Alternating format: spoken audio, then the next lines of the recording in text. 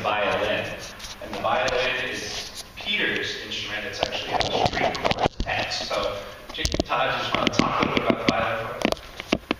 So the violin is a string instrument, so it has strings on it, and as you know, if you pluck a string, it makes a noise. All sound is actually vibration. So if you have a string and you pluck it, you can hear it makes a twangy sound, like if you have a rubber band, you can twang a rubber band. But it doesn't make a lot of sound unless it has some amplification. And the box of the violin, basically, the body is just a hollow box, and that acts as an amplifier. So when you twang the string, it now makes a much louder sound than if you were just twanging it all by itself. And then how you vary the pitch with the string instrument is either by how tight it is. So if it's loose, so as you loosen it, it gets lower, and as you tighten it, it gets higher. The other way that you can change the pitch, if you try to play a whole song like this, it would probably not work out very well. So the other way that you can change a pitch on strings is to shorten the string. So right now, all the strings on here, there are 4 strings on a violin, and they're all the same length. But if you make the string shorter by putting your finger on it, so now it's shorter than. So you learn where to put your fingers down to make the strings the different lengths to make notes.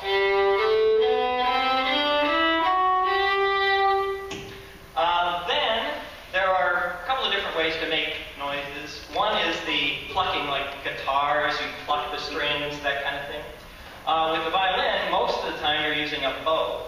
So another way to make the string vibrate is by rubbing it with a bow. And the bow is actually made out of horsehair, or a horse's tail.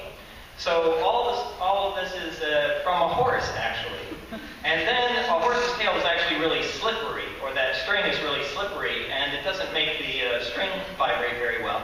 So then we use a dust called rosin to make it have a lot of friction.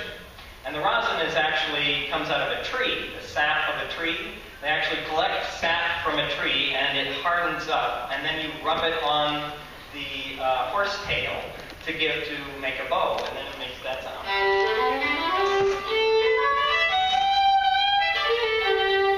So there are 4 different strings, and they're all different tensions. So the lowest is the loosest string, and then the top string is a very tight string. And one of the problems, or one of the challenges back before they had electricity, was that there was no way to amplify things unless you just got more of them. So trumpets are very loud instruments, and woodwind instruments are very loud instruments. So in an orchestra, typically there's only a few of those because they're very loud.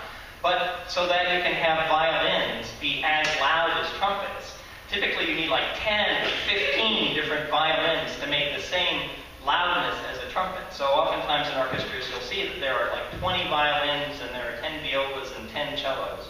So that's how you adjust that. And back in the day, the stringed instruments were really the rock musicians, the most popular. So being the stars of the orchestra,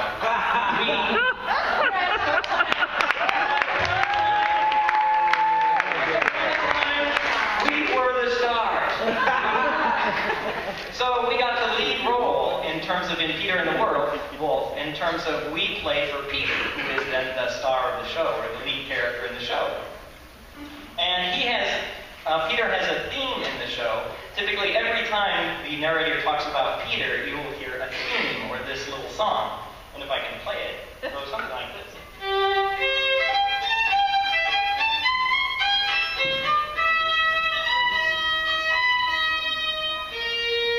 Alright, the last one is a little sour. But that basically is Peter's theme. So when you hear them talking about Peter, you'll see the dun dun dun dun dun dun.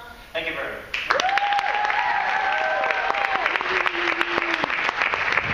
So next up we have Jason.